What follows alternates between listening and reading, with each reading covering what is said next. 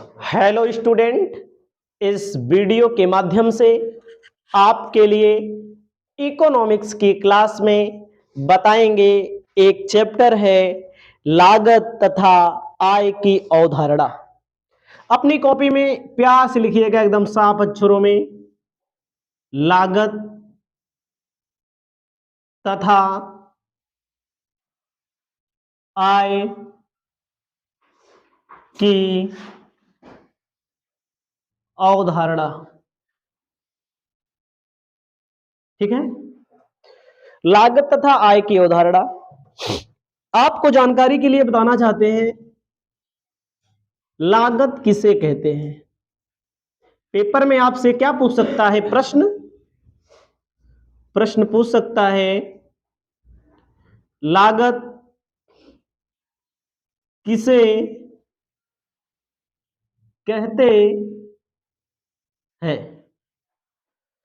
आपको जानकारी होनी चाहिए, किसी वस्तु को बनाने के लिए जो श्रम लगता है, जो पूंजी लगती है, जो अन्य व्यय लगते हैं, उसे लागत कहा जाता है ना।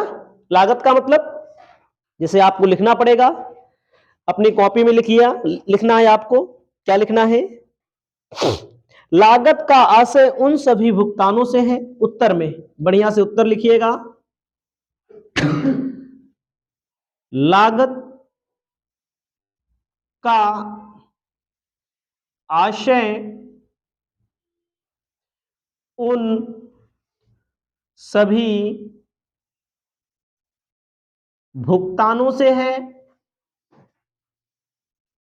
लागत का आशय उन सभी भुगतानों से है जिन्हें कोई उत्पादक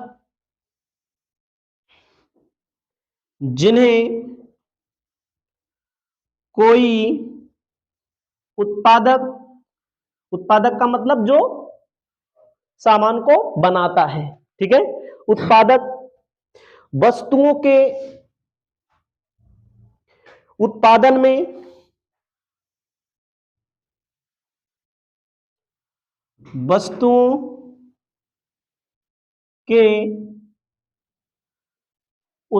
में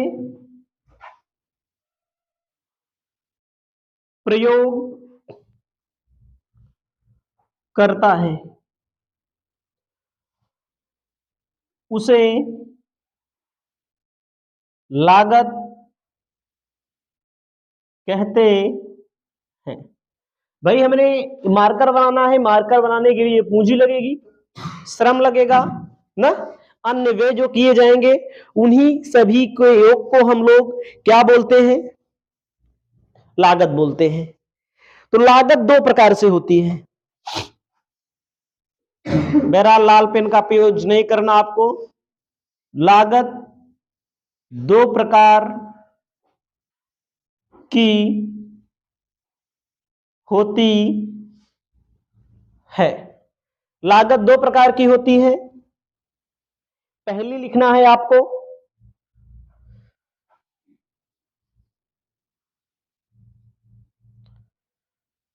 मौद्रिक लागत, दूसरा अमौद्रिक लागत। अब आपको हम बताएंगे मौद्रिक लागत किसे कहते हैं। जो मुद्रा के रूप में खर्च किया जाता है उसे मौद्रिक लागत कहते हैं। गैर मौद्रिक क्या होता है, किसी वस्तु को बनाने में श्रम भी करना पड़ेगा, दिमाग भी लगाना पड़ेगा, उसे क्या बोलेंगे, गैर मौद्रिक लागत। लागत दो प्रकार की। मौद्रिक का मतलब जैसे हम मार्कर बनाएंगे, मार्कर की डिजाइन क्या होगी, डिजाइन अगर अपने आप हम बनाएंगे तो उसमें दिमाग लगेगा। मार्कर के लिए क्या लगेगा, प्लास्टिक आएगी, स्याही या इंक आएगी, इसमें की ना पन्नी आएगी, तो वो पैसा देने पर आएगी। और कुछ चीजें ऐसी होती है जो पैसा देने पर आपको नहीं मिलते हैं, ज्ञान,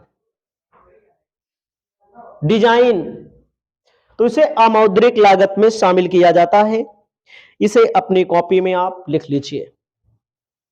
आपको अपनी कॉपी में हेडिंग लिखना है, उत्पादन लागत बराबर लगान।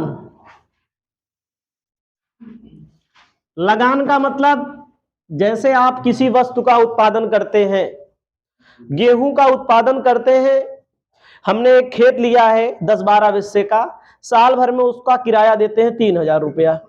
एक पंडित जी का खेत है और साल भर में जो किराया हम देते हैं वो लगान कहलाता है। समझ रहे हैं? भूस्वामी द्वारा, समझिएगा, भूस्वामी को भूमि के प्रयोग के बदले जो नगद पैसा दिया जाता है उसे लगान बोला जाता है।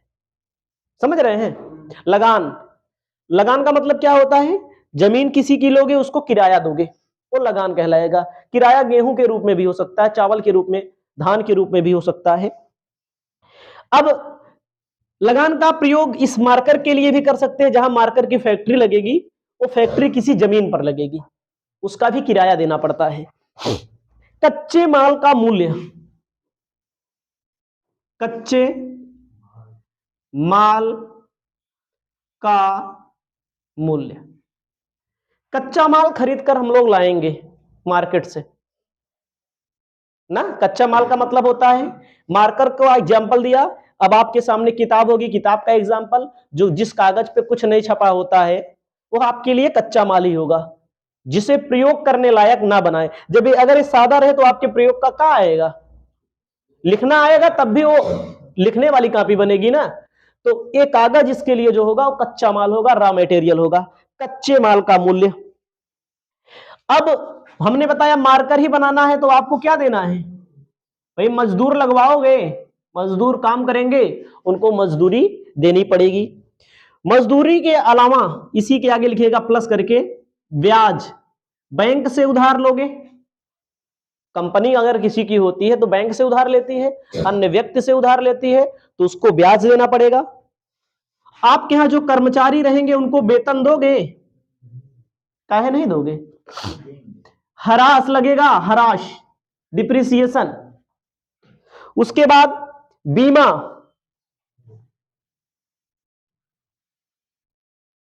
प्लस सामान्य लाभ। ये क्या है आपके लिए? लागत तथा आय की अवधारणा में उत्पादन लागत बराबर लगान।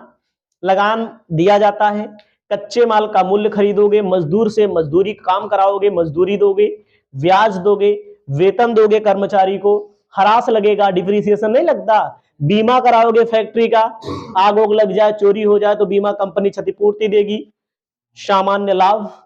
ये सारी चीजें उत्पादन लागत के अंतर्गत शामिल की जाती हैं। आपको अपनी कॉपी में लिख लेना है। अब आपको बताने जा रहे हैं लागत का वर्गीकरण। हेडिंग लिखिएगा, और पेपर में बहुत आता है दोस्तों, लागत का वर्गीकरण।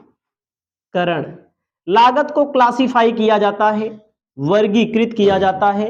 वर्गीकृत का मतलब अलग अलग लागतें होती हैं, कॉस्ट कई प्रकार की होती है, मैंने भी बताया था आपको। सबसे पहले नंबर में आपको लिखना है ए, मौद्रिक लागत। मौद्रिक लागत का मतलब होता है जो मुद्रा में, द्रव्य में, मुद्रा को क्या बोला जाता है? द्रव्य। द्रव्य का मतलब जिसको सब स्वीकार कर ले। भिखारी को दोगे भिखारी भी ले लेगा, शिकारी को दोगे शिकारी भी ले लेगा, बच्चे को दे दोगे बच्चे भी ले लेंगे, सब स्वीकार कर ले। चोर को दोगे, पुलिस को दोगे, शाह को दोगे, बादशाह को दोगे, चाहे जो दोगे, पैसा सबके लिए है, मौद्रिक लागत। इसे द्रव्य लागत के नाम से जाना जाता है। ठीक है, कहा गया है, इसमें कहा गया है किसी वस्तु की निश्चित मात्रा का उत्पादन करने के लिए, लिख लीजिएगा मौद्रिक लागत क्या है? किसी वस्तु की निश्चित मात्रा का उत्पादन करने के लिए जो भुगतान किया जाता है, जो मौद्रिक भुगतान किया जाता है, मौद्रिक भुगतान किया जाता है, उसे मौद्रिक लागत कहते हैं। कोई वस्तु होगी, उसी वस्तु को खरीदने के लिए ना, जैसे हमारे यहाँ डिब्बा वाले आज नहीं आए हैं ना, पढ़ते हैं आप लोग, वीडियो देख रहे होगे तो डिब्बा वाला एक हमारे गुप्ता जी हैं, उनके यहाँ डिब्बा बनता है, तो डिब्बा कहीं से खरीद कर लाते हैं, डिब्बे का वो कागज ना, उसको फोल्ड करते हैं, फिर बाद में उसमें पन्नी चढ़वाते हैं। तो किसी वस्तु की निश्चित मात्रा का उत्पादन करने के लिए जो मुद्रा में पेमेंट किया जाए उसे मौद्रिक भुगतान, मॉनेटरी कॉस्ट कहा जाता है। ठीक है, तो इसमें कई प्रकार हैं, 3 प्रकार हैं, इसमें लिखिएगा 3 प्रकार हैं। इसके अंतर्गत लिखना है आपको 1 नंबर पे अस्पष्ट लागतें। कौन सी लागत? अस्पष्ट लागतें। वे अस्पष्ट लागतें वे नगद भुगतान होते हैं जो फर्म द्वारा बाहरी व्यक्तियों को, जो फर्म द्वारा बाहरी व्यक्तियों को, जो फर्म होती है, फर्म का मतलब मैंने समझाया है संस्था, फर्म द्वारा बाहरी व्यक्तियों को वस्तुओं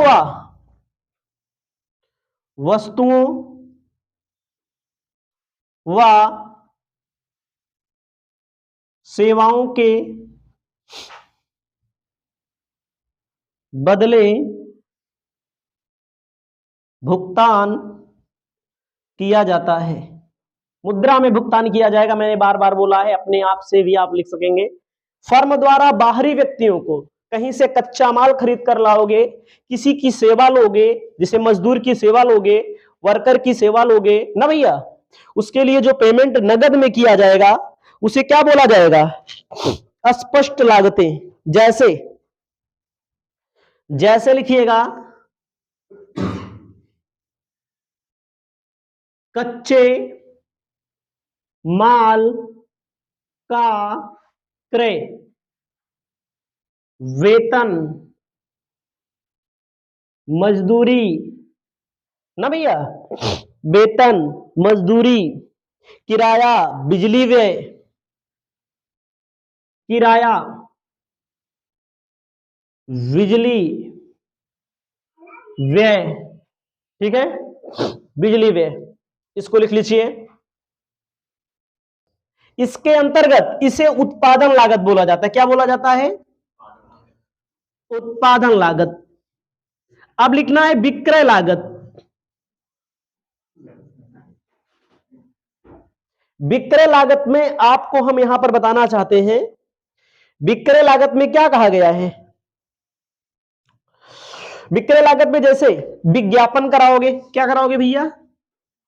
विज्ञापन, प्रचार, वितरण। वितरण का मतलब दुकान जो पहुंचाते हैं, फ्री में नहीं बांटते हैं। वितरण का मतलब बहुत लोग सोचते हैं प्रसाद बांट रहे हैं, ठीक है, वितरण, ठीक है। कमीशन, किसको कमीशन दिया जाता है? एजेंटों को कमीशन दिया जाता है, ये विक्रय लागत के अंतर्गत आता है। एक आता है अन्य लागत में। अन्य लागत में थोड़ा यहां लिख लीजिएगा आप लोग, इसी के ऊपर हम यहां लिख दे रहे हैं भले। अन्य लागत, स्पष्ट लागतें 3 प्रकार की होती हैं, उत्पादन, विक्रय, अन्य। अन्य में जैसे बीमा भैया कराया जाएगा, व्यवसाय का बीमा भी होता है। बीमा उमा करवाया हो अनिकेत? ये लोग नहीं करवाए, लोग छोटे कारोबारी हैं। बाकी बीमा करवाया जाता है और सरकार के नियमानुसार करवाया जाता है। ना करवाओ तो सरकार को टैक्स देना पड़ता है, कर देना पड़ता है। सुरक्षा पर जो व्यय किया जाता है, सुरक्षा पर, इसे क्या बोला जाता है? अस्पष्ट लागतों के अंदर आपको दिखाई देगा ना, ये व्यवसाय में होता है। अब बोलेंगे अस्पष्ट लागतें क्या होती हैं। आपको अपनी कॉपी में लिखना है अस्पष्ट लागतें। अस्पष्ट लागतें ऐसी लागत जो स्पष्ट नहीं होती है। कहा गया वे लागतें जिनको उत्पादक स्वयं के द्वारा लगाए गए साधनों पर लगाता है। जिनको उत्पादक स्वयं के साधनों पर लगाता है। स्वयं का साधन क्या है? स्वयं का साधन जैसे बोलना नहीं है, व्यवसाय में आदमी पूंजी लगाता है, वो खुद पूंजी पर क्या लेता है? ब्याज लेता है। पूंजी पर क्या लेता है? ब्याज लेता है कि नहीं? तो अगर व्यवसाय में लगाया है, कहीं बैंक में जमा कर देता तो कुछ उसको ब्याज मिलता, तो पूंजी पर ब्याज। और खुद का मकान का किराया, अगर कोई व्यक्ति जैसे हमारे मोदनवाल जी हैं, इनका नाम बड़ा चर्चा में है, ये अपने घर में दुकान रखे हो, आपका कमरा है ना कि किराए पे लिए हो? खुद का है। तो अगर उसको किराए पे उठाते तो कई हजार रुपया महीना उठता, 5-10 हजार उठता। कितने उठता? 5,000, न्यूनतम 5,000 रुपया। तो उसको भी लागत बोला जाता है। बोला जाता है कि नहीं बोला जाता है? पूंजी लगाए हो 10-20 लाख रुपया उसमें। उसके बाद स्वयं का वेतन, जो हमारे यहाँ कोचिंग पढ़ने आते हो, जब स्वयं का वेतन, ये हमारे मोदनवाल भी रहते हैं, इनके पापा भी रहते हैं, कभी कभी इनके माता जी भी रहती हैं, इनके भाई भी रहते हैं, कई लोग रहते हैं दुकान पे। तो इन लोगों का वेतन भी जोड़ के निकालना चाहिए। जैसे लाभ निकाला जाएगा तो क्या करेंगे भाई, कम से कम 10,000 तो इन्हीं का हो जाएगा अकेले का, 5,000 इनके छुटके भैया हो जाएगा, 10,000 इनके बाबू हो जाएगा, 25-30 हजार रुपया तो उसका वेतन निकाल लिया जाए ना। पूंजी लगाए होंगे 10 लाख, मकान का किराया निकाल लेंगे, तब लाभ सही में माना जाएगा, तभी तो लाभ माना जाएगा। इसको समझ लीजिएगा। अगला अपनी कॉपी में लिखना है सामान्य लाभ किसे कहा जाता है? अस्पष्ट लागत, अस्पष्ट लागत मैंने बता दिया। ये कौन सी लागत है? अस्पष्ट। अस्पष्ट छोटू स्पष्ट बता दिया। जो मोदनवाल जी लाते हैं, मकान अपना गुल्लैया खरीद के लाते होंगे, चिटकी खरीद के लाते होंगे, साबुन खरीद के लाते होंगे, तेल खरीद के लाते होंगे ना, बिजली का व्यय देते होंगे, बीमा कराए होंगे, वो सब अस्पष्ट लागतें हैं। ठीक है। अब आपको मैं बता दूं, अपना लिखना है सामान्य लाभ किसे बोला जाता है? सामान्य लाभ किसे बोला जाता है? कहा गया है इसमें, सामान्य लाभ के अंतर्गत कहा गया है वह न्यूनतम लाभ जो किसी उद्यमी को वह न्यूनतम लाभ जो किसी उद्यमी को व्यवसाय में बनाए रखता है। जैसे भाई हम कोचिंग पढ़ाते हैं, हमें न्यूनतम लाभ अगर होगा, अगर 15,000, 20,000, 25,000 रुपए हम कमाएंगे ऑफलाइन कोचिंग से, तो हमारा फायदा है। नहीं कमाएंगे तो क्या है? घाटा है हमारा। घाटा नहीं मानेंगे। मान लीजिए 10,000 रुपया महीना कमाए तो 10,000 रुपया महीना तो हम इसे कमा सकते हैं, कोई अन्य काम कर लेंगे। इसमें खपाने का क्या जरूरत है हमको? जैसे आप लोगों के यहां बिजनेस होगा तो कम से कम न्यूनतम लाभ होना चाहिए। काम चलाऊ सरकार होनी चाहिए आपकी, इससे आपका खर्च चले, आपका व्यक्तिगत खर्च चले, आपकी कुछ छोटी मोटी बचत हो, तो इसे न्यूनतम लाभ कहा जाता है। इसे क्या बोला जाता है? सामान्य लाभ। ठीक है। आपको अपनी कॉपी में अगर उसको सामान्य लाभ नहीं प्राप्त होता तो कम क्या कर देता है, बंद कर देता है। हमको सामान्य लाभ ना प्राप्त हो, हम कोचिंग कोचिंग बंद करेंगे, बंद करो, जाओ अपने ऐसे तैसे। सही है कि नहीं? तो अपनी कॉपी में लिखिएगा भाई, दूसरा काम कर लेंगे, समोसा बेचने लगेंगे। समोसा नहीं बेचेंगे तो कोई सब्जी की दुकान रख लेंगे, किसी के यहां नौकरी कर लेंगे, किसी कंपनी में नौकरी कर लेंगे, किसी स्कूल में नौकरी कर लेंगे। अस्पष्ट लागत प्लस अस्पष्ट लागत प्लस सामान्य लाभ, इसको अपनी कॉपी में लिख लीजिएगा। उसके बाद हम आपको बताने जा रहे हैं वास्तविक लागत किसे कहते हैं।